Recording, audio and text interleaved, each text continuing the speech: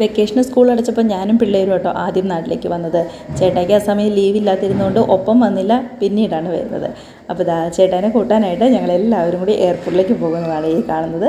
ഇങ്ങനെ വൈകി വരുമ്പോൾ ഞങ്ങൾക്ക് എല്ലാവർക്കും കൂടി തിരിച്ചു പോകുമ്പോൾ ഒരുമിച്ച് പോകാമല്ലോ, അങ്ങനെയും കൂടി കണക്ക് കൂട്ടിയിട്ടാട്ടോ ആൾ വൈകി വരുന്നത്. അപ്പോൾ എയർപോർട്ടിലെത്തി ഒരു 15-20 മിനിറ്റോളം വെയിറ്റ് ചെയ്യേണ്ടി വന്നു ലഗേജൊക്കെ കിട്ടാനായിട്ട്.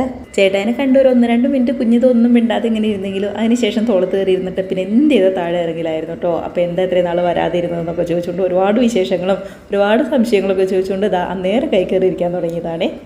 വന്ന് പുറത്തിറങ്ങി കഴിഞ്ഞപ്പോൾ ചേട്ടായി പറയണ്ടായിരുന്നു കേട്ടോ, ഇവിടെ അതിന് ഇതിന് മാത്രം ചൂടൊന്നുമില്ലല്ലോ, ചൂട് കുറവൊക്കെ ഉണ്ടല്ലോ എന്ന്. പക്ഷേ ഭോപ്പാൽ ഭയങ്കര ചൂടാണെന്നൊക്കെ പറഞ്ഞേ. പക്ഷേ ഇവിടെ ഇപ്പോൾ 2 ദിവസം അടുപ്പിച്ച് നല്ല മഴ കിട്ടിയതുകൊണ്ട് മാത്രം ചൂടൊന്ന് കുറഞ്ഞതാണ്. ഇനിയിപ്പോൾ 2 ദിവസം മഴ പെയ്യാതിരുന്ന ഇതിനേക്കാളും കഷ്ടമായിട്ടുള്ള ചൂട് തന്നെയായിരിക്കും. 2 ദിവസം നിന്ന് കഴിയുമ്പോഴാണ് ചേട്ടായിക്ക് മനസ്സിലാവുള്ളൂ. പക്ഷേ ഭോപ്പാലിലെ ചൂട് കമ്പയർ ചെയ്ത് കഴിയുമ്പോൾ ഇവിടെ അത്രയും കുഴപ്പമില്ലാന്ന് തോന്നുന്നു. കാരണം അവിടെ ഒരു മഴ പോലും കിട്ടിയിട്ടില്ല, നല്ല ചൂട് തന്നെയാണ്. അങ്ങനെ ലഗേജൊക്കെ വണ്ടിയിലെടുത്ത് വെച്ച് ഞങ്ങൾ നേരെ വീട്ടിലേക്ക് പോവുകയാണ്.